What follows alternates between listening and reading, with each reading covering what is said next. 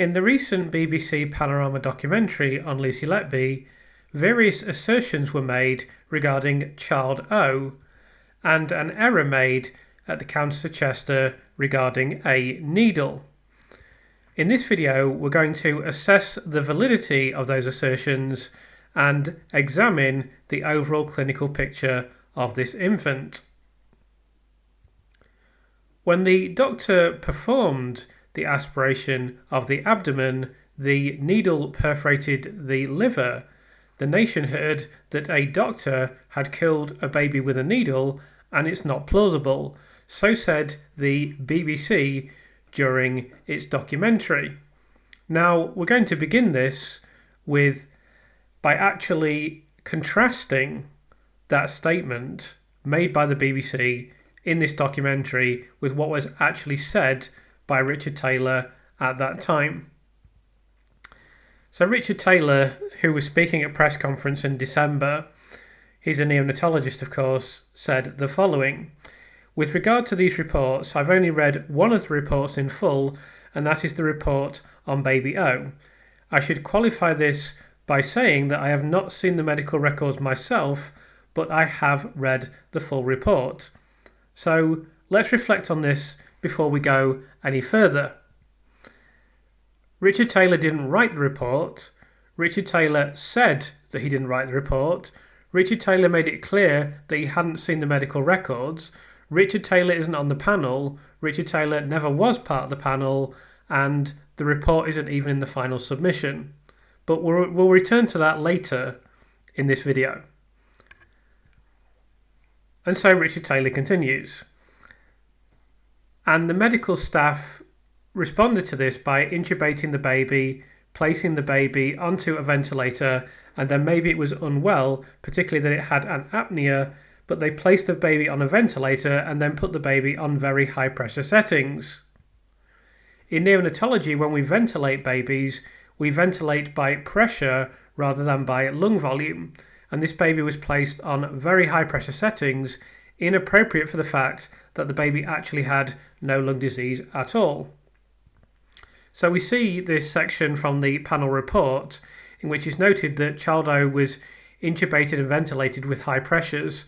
A small purpuric discoloration was transiently seen on his right chest during the resuscitation. At 3:51 he desaturated again and was reintubated, receiving cardiac massage, adrenaline 8 doses, bicarbonate 3 doses and saline infusions. His ventilation pressures were increased to 32/6 in 100% O2. Dopamine was started and needle aspiration of the abdomen was performed. So we see here, this is just documenting what Richard Taylor has mentioned regarding the ventilation of this infant. And so he continues. So the baby was being ventilated on very high pressure settings. Again, the nurses were concerned that the medical staff had actually left the unit. They then came back. Things didn't look quite right. And to summarise what happened, the nurse was again concerned that the abdomen was distended, and one of the doctors responded to this by placing a needle into the abdomen.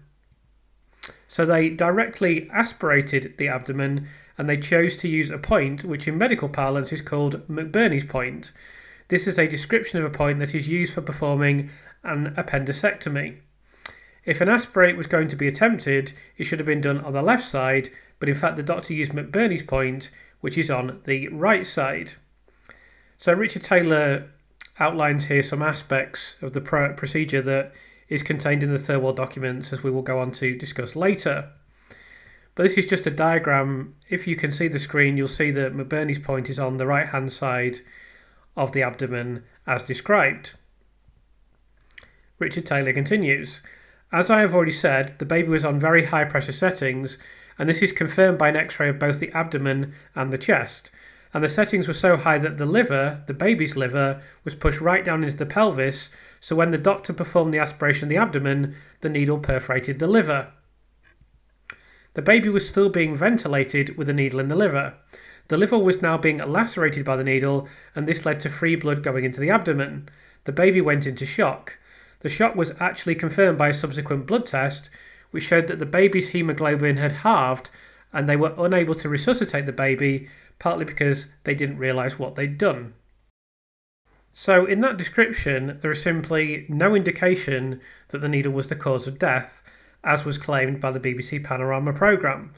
There were several problems which were created by consultants in the hospital due to poor practice, which includes the overventilation of the baby, the proven displacement of the baby's liver into the pelvis, and this misplaced needle that we're going to demonstrate and discuss as this video continues.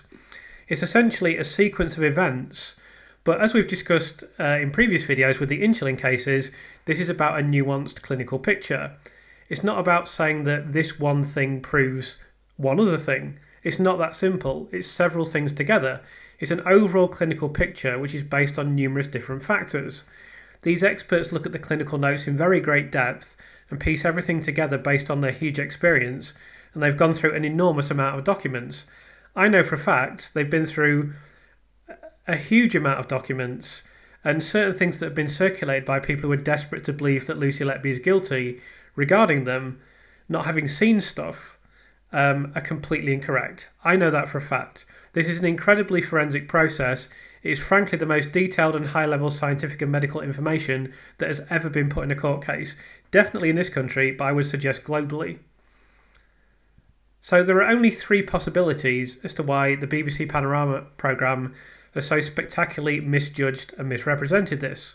The first one is systematic bias, the second one is a complete lack of understanding, and the third one is both. As to why they have completely misrepresented the words of Richard Taylor and somehow overlooked the fact that he indicated that he only read the report and wasn't directly involved in it, it's very difficult to attribute that to anything other than systematic bias. It's also worth noting that Richard Taylor was and is not a witness for the defence, not instructed by Lucy Letby, and not part of the panel assembled by Mark MacDonald and Shu Lee, who's simply speaking at a press conference. Of course, Judith in particular is desperate to grasp onto anything that might make her look like less of an idiot, but she's completely failed once again. Nothing that Richard Taylor has said or written has been submitted to the Criminal Cases Review Commission. Although Judith Morris is quite thick, she should know this because she attended the press conference, and if you can see the screen now, you can see her sitting in the front row of the press conference. Also, everything that we've discussed and will discuss in this video could have been resolved if there'd been an inquest into Child O, but that didn't happen. All of these things could have been resolved at that time, and we also know that none of this information was passed on to the coroner, and I'm going to be discussing that further in a video next week. Now, before we go any further, it's also worth noting that this is the infant that Dr. Evans, in his wisdom, decided that Lucy Letby had punched in the liver. The only problem with this was that he suggested completely the wrong day for this initially, and then, of course, as usual, had to change everything around. Of course, after he changed everything around, he still concluded that Lucy Letby was guilty. So we're going to talk now about the needle itself and this procedure that took place that was conducted by Dr. Stephen Breary. So you can see that on the screen now that there was an insertion of an intravenous cannula and this process involving McBurney's point to the right side of the lower abdomen, written incorrectly here. Now, Dr. Breary, when speaking in court, admitted that the blood came from the liver. So he very clearly stated that the blood originated from the liver. Of course, he absolved himself of any blame, naturally. But it would be fairly extraordinary if the blood didn't come from the liver, considering that we know this procedure took place, it's acknowledged that the procedure took place, and the liver is a large organ that's in the vicinity of where this was being conducted. And of course, when you're talking about neonates, you're not talking about the sort of distances that would occur even in a baby, let alone, a child or an adult. These are very, very small infants, tiny, and so we're talking about very small differences. Things can go wrong very easily if you don't conduct procedures correctly. Now, there have been other claims from the Panorama programme that the liver injury is not consistent with a needle. So I want to go through this statement that was made by Dr. Michael McConville in a recent podcast. and he stated there are two injuries. There are the subcapsular haematomas and there are the parenchymal haematomas. That's the damage done to the body of the liver. And if that damage happened in the way that Richard Taylor said, in that the needle entered the liver and macerated, literally turned it into a bloody, soupy mess, there wouldn't be any evidence of needle injury into the liver that a pathologist could see, but it would be perfectly reasonable to infer that this degree of damage was caused by something that happened to occur at the same time as a needle entered the body as a reasonable assumption. And a lot of medicine is based on reasonable assumptions. But what doesn't do this is external traumatic injury or air embolism. They have nothing to do with this. So I will remind people that, again, Dr. Dewi Evans, in his wisdom, decided that Child O had suffered a collapse and had died due to air embolism. The injury to the liver was kind of tacked on as an additional thing. This was another, as I mentioned earlier, this was yet another case where he changed his opinion. But the idea that air was involved in considering the clinical signs that we know about this infant, the idea that air was involved in any way is utterly ridiculous. Quite simply, Child O collapsed because of the subcapsular haematoma and because of massive overpressurization that resulted in it rupturing, which in turn caused bleeding, which was exacerbated by this needle procedure. Half of the infant's hemoglobin disappeared and he didn't receive a blood transfusion. This caused the collapse of the infant and the ultimate demise of the infant. It was nothing to do with air. This is literally completely laughable. So this was yet another changed diagnosis from Dr. Evans, as is noted here. So it was initially alleged that Child O received inflicted blunt trauma to the abdomen, causing purpuric discoloration and a ruptured subcapsular haematoma of the liver, and that air was injected into the nasogastric tube to cause gaseous distension of the intestines. Later, the accusation was changed to deliberate injection of air into his circulation. So when the expert panel discussed Child O, they said the following: Child O collapsed because the subcapsular haematoma ruptured, causing acute major hemorrhage into the peritoneal cavity, sufficient to cause a near halving of the hemoglobin level. Subcapsular liver hematoma is the result of traction or shear forces applied to the thin, fragile liver capsule through the hepatic ligaments. In Child O, this was likely the result of the extremely rapid delivery, which is a well-recognised cause of birth injury. Bleeding into a subcapsular haematoma is characteristically initially slow because it is contained by the pressure of the enveloping liver capsule. In these early stages, the clinical signs are insidious and difficult to recognise. We're going to be returning to that later in this video. High pressure ventilation decreased venous return to the heart and contributed to liver congestion. The slow deterioration is then characteristically followed by acute collapse when the capsule ruptures, releasing free blood into the peritoneal cavity. The significance of the rising heart rate and falling pH before the terminal collapse were not recognised, hardly surprising on this unit. The blind abdominal insertion of a needle during resuscitation may have penetrated the right lobe of the liver, causing further injury, noted by the pathologist as parenchymal haematoma and laceration. We'll be returning to that later in the video. Blunt direct trauma to the right abdomen or chest is implausible because it is very difficult to generate the kind of forces required to produce the observed injuries in a liver protected by the lower chest wall. The gaseous distension of the intestinal tract was likely due to air swallowing and insufflation during non-invasive respiratory support.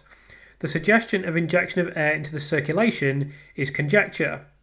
In conclusion, Child O died from a subcapsular liver hematoma caused by traumatic delivery, resulting in hemorrhage into the peritoneal cavity and profound shock. This was not recognised ante-mortem. Again, not surprising on this unit. So to reiterate, there was a procedure performed on Child O by Dr. Stephen Breary that is described in a document from the Thirlwell Inquiry. Child O's abdomen was noted to be significantly distended. Dr. Breary inserted an intravenous cannula line to his McBurney's point, the right side of the lower abdomen, to try and decompress the abdomen. A small amount of blood was obtained, which was sent for a blood culture. Now, in this previous video that I made, Lucy Letby, Why is a Needle Causing Controversy, I went over numerous academic papers which demonstrate that what the panel said and that what Richard Taylor asserted in his press conference, that you should not use the side of the abdomen with McBurney's point, is very well documented in numerous academic papers. Now, I'm not going to go over that all over again, because there's going to be quite a lot of academic papers and quite a bit of science in the remainder of this video. But if you can see the screen now, you can see a few examples from that video which indicate very clearly that the recent medical literature in particular states that, especially when imaging is not used, that it should be the ideal side of the abdomen for this procedure is the left-hand side, and that Dr. Stephen Breary definitely used the incorrect side.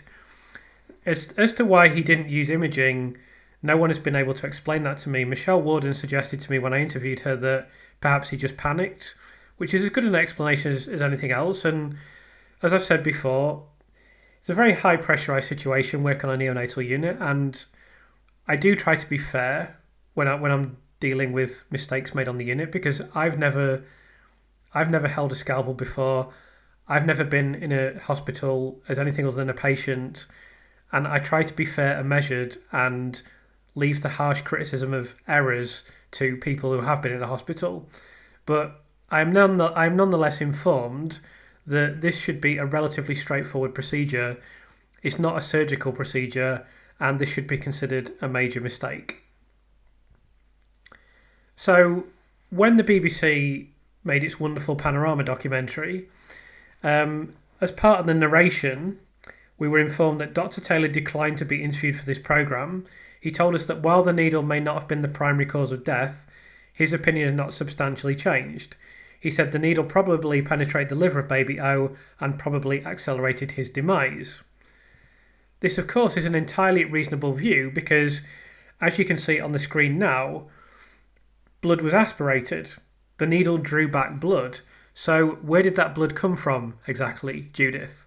Why did Dr. Breary put the cannula into the right side of the abdomen in a process that we now know to be incorrect and draw back blood when also not receiving imaging, which is very hard to understand? Where did this blood come from? It seems rather facile to state, again, that the liver was the nearest organ to this process, and therefore it's not unreasonable to conclude that the blood originated from this organ, not least because Dr. Breary said in court that it originated from this organ. It is also not reasonable to conclude that the needle procedure precipitated this, as there is no record of blood being noticed previously. Now, there's supposedly a lot of controversy about this needle issue, and Lord only knows the BBC tried to make a big deal out of it in the Panorama programme. But as we see in the panel's final report, and as I mentioned previously, they also referenced the needle. The blind abdominal insertion of a needle during resuscitation may have penetrated the right lobe of the liver, causing further injury, noted by the pathologist as parenchymal haemotoma and laceration. So it's not as if, the assertion is, certainly the implication is, that Dr. Richard Taylor said something and then the opinion changed completely. Whereas in fact, we see almost exactly the same opinion and the same medical details being recounted here. The only thing is they don't mention McBurney's point, but it's known to be the case that you shouldn't do that. And they do specifically speak about the right lobe of the liver and the right side of the abdomen being utilised. We know that's the case anyway because we've got documents from the Thirlwell inquiry. So the next thing we're going to discuss is a subcapsular haematoma that occurred in the case of child O.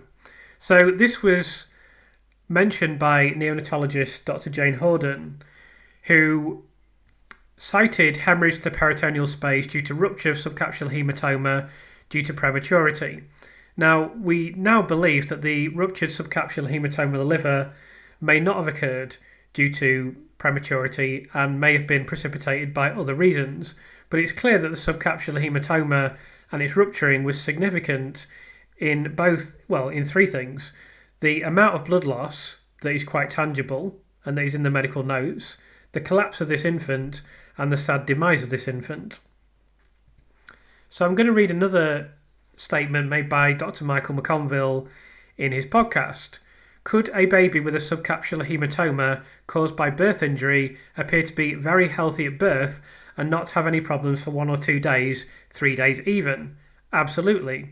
That is how subcapsular haematomas present.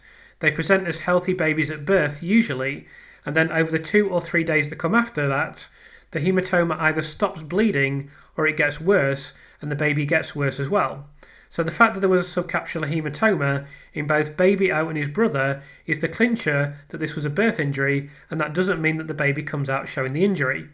Now, obviously, Dr. Michael McConville is highly experienced and has done a brilliant podcast series, but we're not just going to take his word for it, we're going to demonstrate this in quite considerable depth.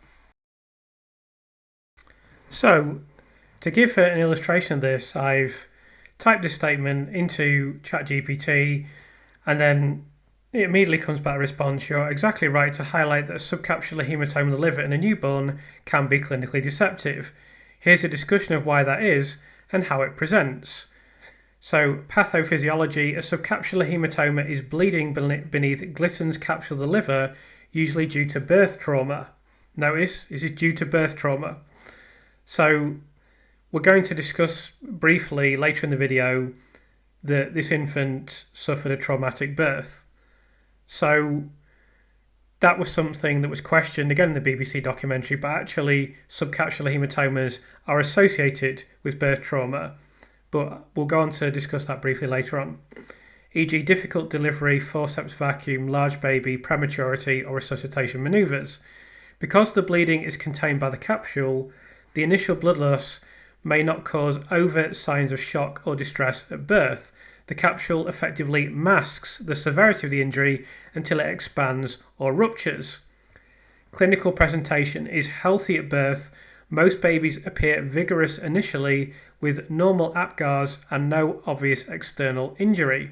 Silent progression over hours to days, the haematoma may enlarge. If it stabilises, the baby remains well. Delayed deterioration. If bleeding continues or the capsule ruptures, signs develop later, such as pallor, lethargy, irritability, abdominal distension, a firm tender liver, tachycardia, poor perfusion, hypovolemic shock, sometimes sudden collapse if rupture occurs. You know, all the things that were observable in this infant.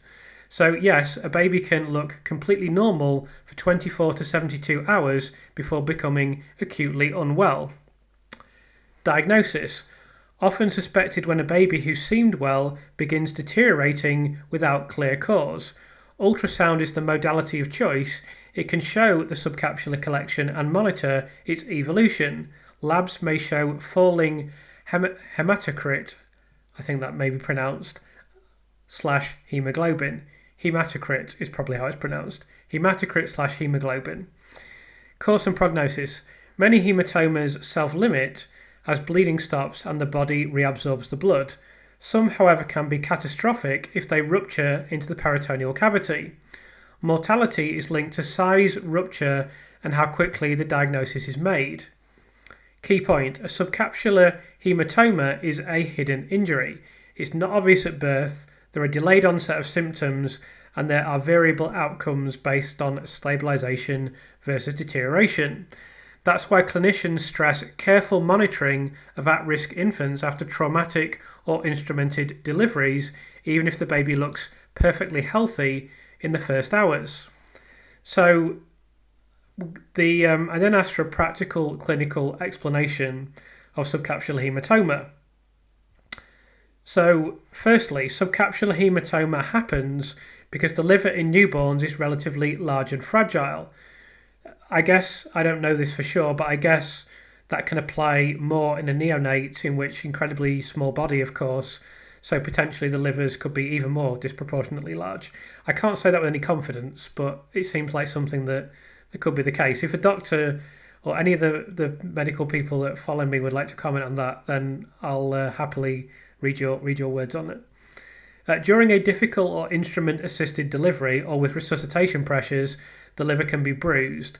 Bleeding collects under the liver capsule, not free in the abdomen at first. Why the baby looks fine at birth. The capsule holds the blood in, so there is no immediate massive blood loss into the abdominal cavity.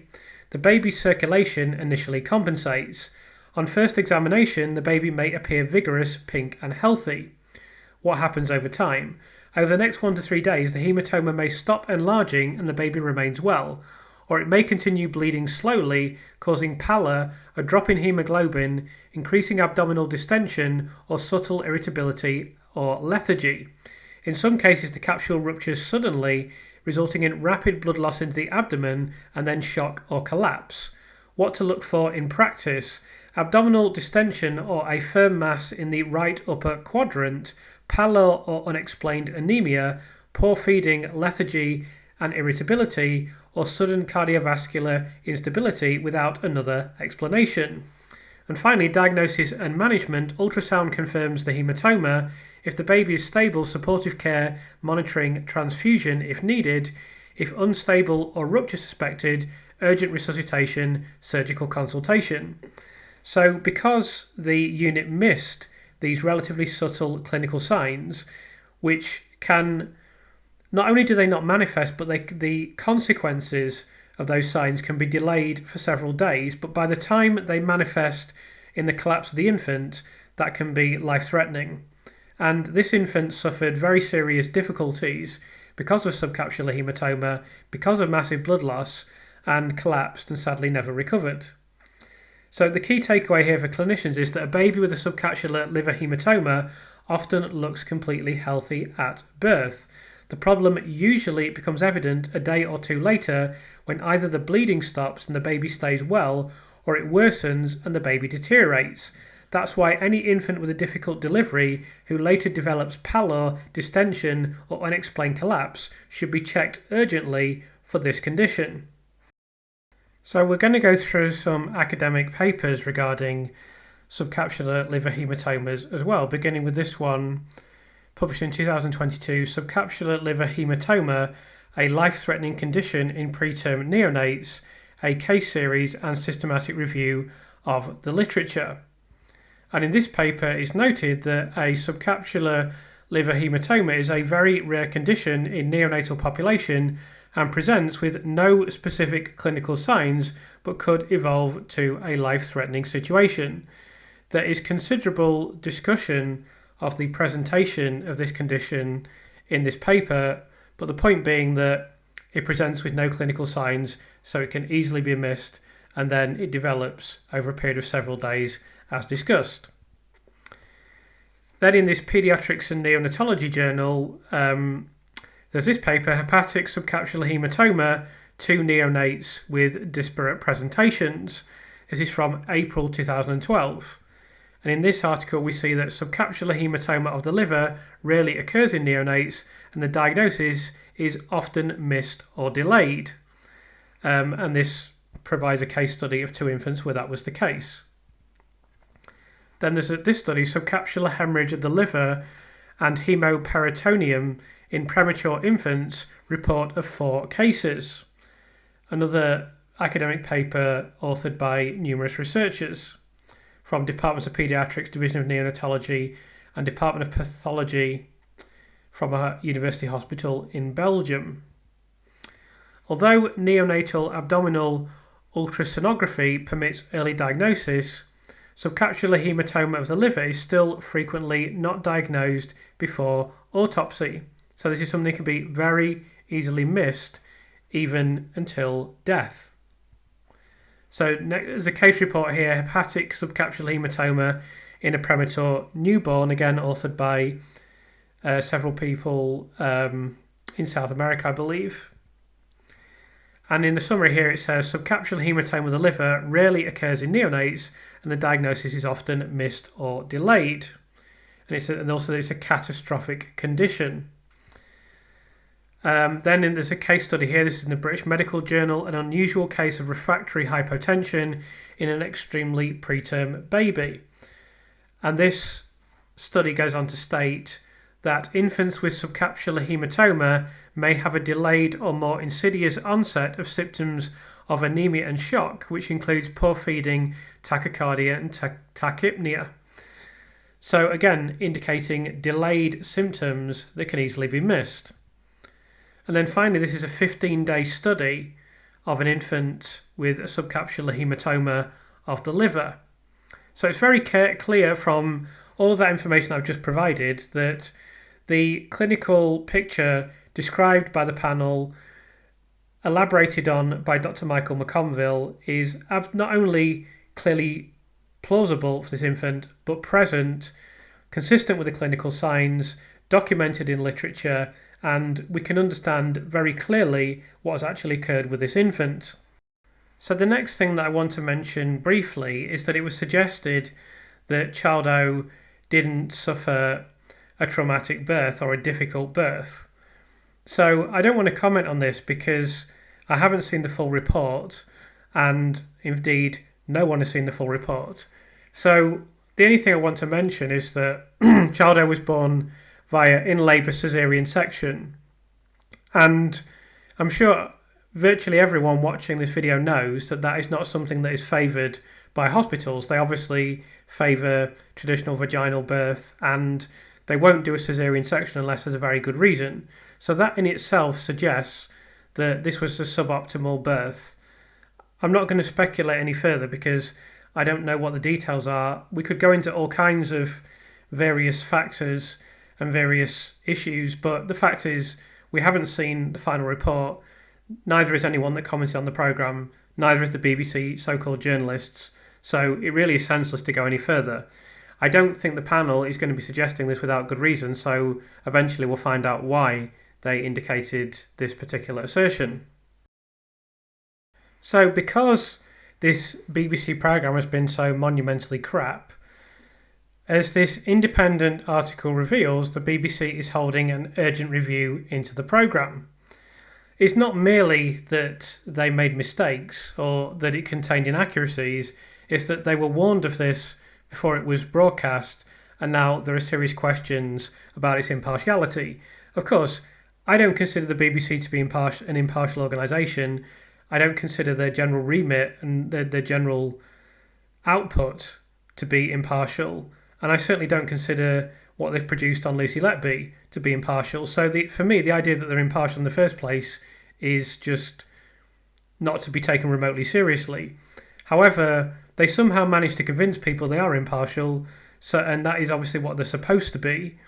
They've been criticised for numerous things recently, and I just frankly cannot see any possible justification for the existence of the BBC today, given that they don't do what is said on the tin, which is they're supposed to provide impartial news coverage.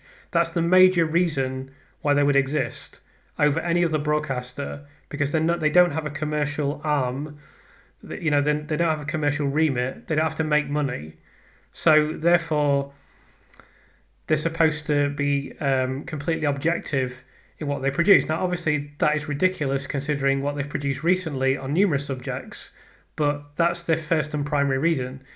As for the other programming, I can't see any public service that provides, and I see very little today that is produced by the BBC that couldn't be produced by commercial television, and that in many cases is being produced by commercial television, and in some cases they're being produced better by commercial television. So I'm not, I'm a critic of the BBC. I don't see any justification for the licence fee, and it wouldn't bother me if it just wound up tomorrow, really. But for some reason, it still manages to retain its position. It still manages to compel 80% of households in the country to pay the licence fee. So it does somehow retain a reputation. But in this article, it's revealed that Tim David, the BBC Director General, had been contacted directly by Letby's legal team about questionable data and impartiality issues before the programme was broadcast on BBC One. Now, I don't see how anyone could possibly view the output that's been produced by the BBC on its mainstream programmes, on BBC One and on its website, in its reporting, and do anything other than question its impartiality on this issue. There was that one very good programme on Radio 4 that it made, but I mean that's tucked away on BBC Radio 4. Only people that are really interested in the case have even heard it. It just basically disappeared because It's on an afternoon on a radio station that I don't know how many people listen to it, but it's hardly mainstream like BBC One is. Everything that's been on BBC One, everything that has been written on the and published on the BBC website has been weighted towards the prosecution. This programme, despite everything, despite all the information that's out there now, despite the ITV documentary, despite the Channel 5 documentary, despite the fact this has been on the front page of every newspaper in the country, still, the third programme on Panorama was heavily weighted towards the prosecution, heavily weighted towards Lucy Letby's guilt, and therefore it was phenomenally biased. So the idea that there were quote-unquote impartiality issues, that's like saying if an anvil fell on your head, it might hurt. It's just absolutely blatantly obvious that there were impartiality issues in this programme. So it goes on to say, the show, which was already on iPlayer, went live on national TV without any changes. Mark MacDonald, Letby's barrister, told the iPaper that he emailed Davey hours before the programme was aired on BBC One. He has since claimed errors contained in the film could jeopardise the chance of a fair trial in possible upcoming hearings for the former nurse. In the original Panorama, it was claimed that breathing tubes were dislodged 20 times during 50 shifts, while Letby looked after babies on ventilators as a trainee nurse on the hospital's neonatal unit. However, tubes became dislodged on only 4 occasions across 11 shifts, a much smaller sample size. Indeed, it's not only much smaller, it's obviously 20% of the original sample size. So instead of 20 dislodgements, there's 4. And 4 is such a pathetically small number, it means nothing. Absolutely not. Like, okay, 4 tubes became dislodged. What possible conclusion could you draw from that? It could happen to anyone at any time in any hospital, anywhere in the country. It's just absolute nonsense. One BBC insider said the Panorama errors, coupled with the row over the broadcaster's controversial Gaza documentary. Now, I haven't seen that. I just don't watch anything on the BBC. I don't watch TV, to be fair. But they're not known for taking a particularly impartial position on Gaza. Show that editorial failings at the BBC's News and Current Affairs Department are now out of control. Or it says out of the control here. I don't think it's so much that they're out of control. I think that they've been systematically biased for a very long time, and it's just getting worse and worse. And it's getting... I mean, I receive comments, and I see comments on Reddit, for example, and it's the same comment every time. The BBC used to be great. It was great when I was growing up. They've done some great stuff in the past. It is absolutely awful now. I get that comment all the time on YouTube. I get it all the time on Reddit. And it's hard to disagree. Speaking as someone who grew up watching sport on the channel and knowing that they did do some good documentaries in the past and they did do some good content, and it was a lot more higher brow than it is now. It's getting worse and worse and worse in my estimation, the programmes. It's just like antiques programmes and would like an upper middle class couple like to buy a house in the countryside? I'm sure they would, but why? What kind of public service this provides, I'm not really sure. They said it was hugely embarrassing that in addition the flagship programme had to be corrected. Letby, who is serving 15 life sentences for murdering 7 babies and attempting to murder 7 others at the Council Chester Hospital, could face further charges. MacDonald said, if Lucy Letby is denied the right to a future fair trial because of this incompetence, then heads would have to roll at the top of the BBC. MacDonald sent an urgent message directly to Panorama editors and the Director General hours before the programme aired on BBC One, 11th of August, warning that the episode contained inaccuracies. In the email seen by the iPaper, MacDonald, who had seen the documentary on iPlayer, said it was highly irresponsible for the reporters to offer their opinions as to the importance of this questionable data without reflecting that serious questions have been raised. I should add, in addition to that they were very definitive and outspoken, bombastic, I would say, on this issue. It's not as if they just casually mentioned something about it and then said, oh, well, it's possibly, this could be suspicious, it might not be. Even that would be ridiculous. But they very explicitly said, oh, Lucy Letby's probably guilty. And I might say as well, in this book that has been authored by Judith Moritz and Jonathan Coffey, that, supposedly they can do that, and then supposedly they can make a documentary, and then supposedly it's all impartial. They've said very explicitly in this book that they still believe that Lucy Letby is guilty. They've said that quite explicitly. So how this could possibly be impartial when you see the kind of systematic bias in this documentary that's evident, I have no idea. but I think frankly the idea that it's impartial is just completely implausible. I am giving you the opportunity to rectify this ahead of prime-time transmission of the programme, McDonald said. Replying to McDonald's email, Panorama's editor, Karen Whiteman, rejected calls for the programme to be re-edited, saying the show had spoken to sources who understand the data. So they spoke to sources, but the sources they spoke to didn't know that there was 16 out with the 4 from the 4 tube extubations that actually took place. We therefore do not agree that the points you make require the programme to be rectified. 4 days after the Panorama was watched by 1.4 million viewers on primetime BBC One, Whiteman sent a further email to MacDonald, also seen by the iPaper, admitting an error. She said that a correction had now been made to the iPlayer version of the programme. The BBC stated that the error had been misreported and misunderstood, and it was spotted by the programme team alone. It was not one that was raised by Letby's legal team, according to the BBC. A BBC spokesperson said, "This was not an error that we were forced to correct, and contrary to some reporting, the error was not a methodological mistake. As soon as we identified the mistake, we corrected it of our own volition, openly and transparently." That's not true. You didn't do it openly and transparently because you didn't make it clear the nature of the error, and really you should have climbed down completely and said that the statistics have no merit whatsoever. However, McDonald believes the programme breaches rules on accuracy and impartiality, particularly as the mistaken statistics were reported alongside a voiceover which stated this looks pretty damning. It was actually narration, I believe. That was when they were having a conversation in the conservatory. The barrister said the BBC should pull the episode from iPlayer altogether and undertake a full review of other data presented in the film. Letby's legal team argued that the mistake could have serious consequences since prosecutors are considering bringing further charges against Letby following the deaths and non-fatal collapses of babies at hospitals where she worked. Chester Police says it is investigating other incidents going back to 2012 covering Letby's career and training, including a time at Liverpool Women's Hospital. McDonald, who is preparing a complaint to Ofcom over the episode, told the iPaper, "We are at a very sensitive stage and are waiting on a decision by the CPS on whether they wish to pursue further charges against Lucy Letby. The BBC know this. They put out a programme in the middle of a police and prosecution investigation that was wrong and then later had to change the programme. And this error led to the presenters engaging in the realm of opinion while a file is sitting on the Crown Prosecution Service desk. I should add that those presenters have also written explicitly that Lucy Letby is guilty based on what I consider to be an absolutely farcical chapter that I've covered in a previous video." One BBC insider said Karen Whiteman will be under pressure to explain what went on. Another news staffer said, "Panorama is the BBC's flagship current affairs brand. It's hugely embarrassing to have to correct an edition so soon after it's aired, especially on such a sensitive topic. This is just months after the Gaza fiasco. The withdrawn film was not made by Panorama. It looks like editorial standards are out of control." So apparently that would indicate why I haven't seen that, although I would never watch Panorama anyway.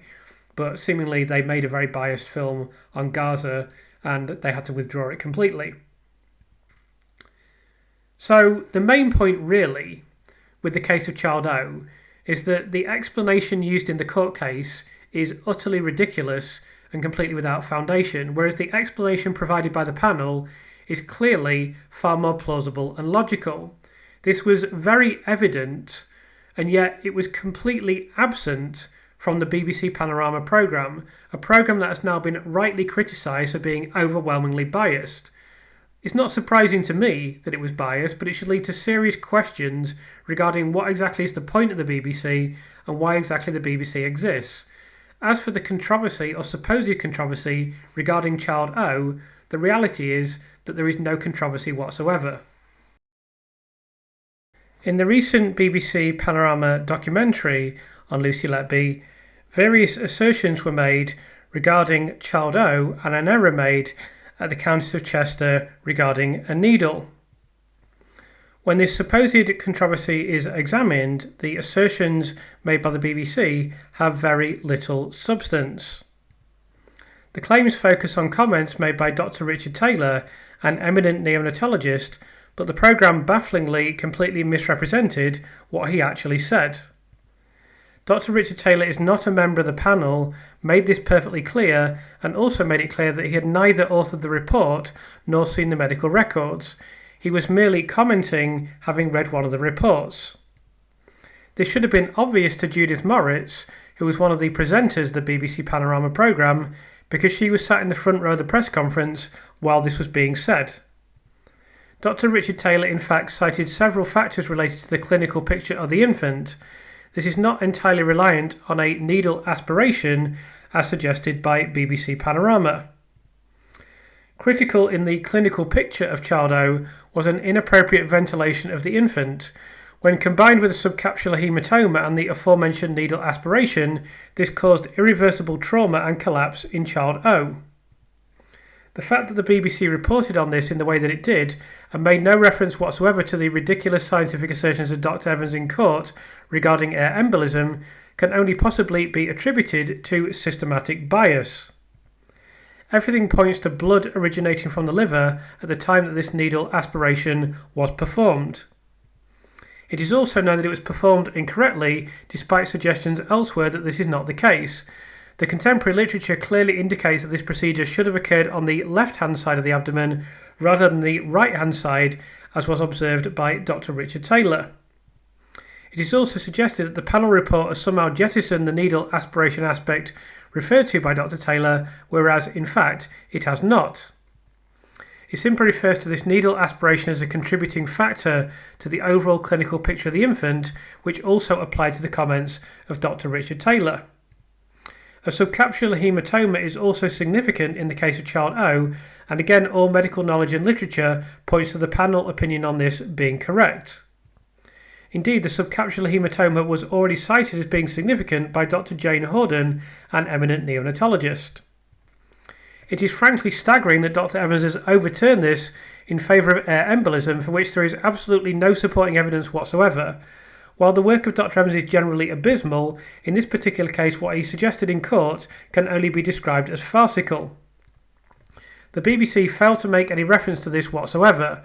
They failed to reference and contextualise the subcapsular haematoma. They failed to reference Dr. Evans making absolutely ridiculous diagnoses in this case. They failed to reference the fact that it's known that the needle aspiration was done incorrectly, and they failed to mention the aspiration of blood. They also completely misrepresented the way that Dr. Richard Taylor spoke, strongly implied that he's part of the panel, and they never even mentioned the fact that Dr. Taylor hasn't written any of the final reports, and none of this is contained in the final report. Overall, there are two clear conclusions to draw. Firstly, the BBC Panorama documentary was a genuine embarrassment. It was spectacularly biased, lacking in any impartiality whatsoever. It will be difficult for the BBC to live this down when Lucy Letby is inevitably exonerated. Secondly, the supposed controversy about the needle simply doesn't exist. When one looks at the clinical picture of this infant, combined with no medical information and the expert opinion of the panel, there simply is no controversy. The information provided by the panel is far more plausible than what occurred in court and is fully supported by documents and medical knowledge. If you've enjoyed watching this video, it's always greatly appreciated if you can like, comment and subscribe. Nearing 3,000 subscribers now, which is amazing, and I really appreciate all the support. Just simply liking the video, commenting on the video and subscribing makes the video more visible, and it helps me on YouTube and helps the channel grow, and in some small way hopefully it helps Lucy as well. Finally, I just wanted to announce for people that don't know that the former nurse Lucia de Berk, who was wrongfully convicted in the Netherlands, with friend of the channel Professor Richard Gill being instrumental in her exoneration, died a couple of days ago at the age of 63. This is confirmed by the Dutch press, and it's now listed on Wikipedia as well. Apparently she had a short illness. There haven't been any details regarding this, and her family have just asked for privacy, which is understandable.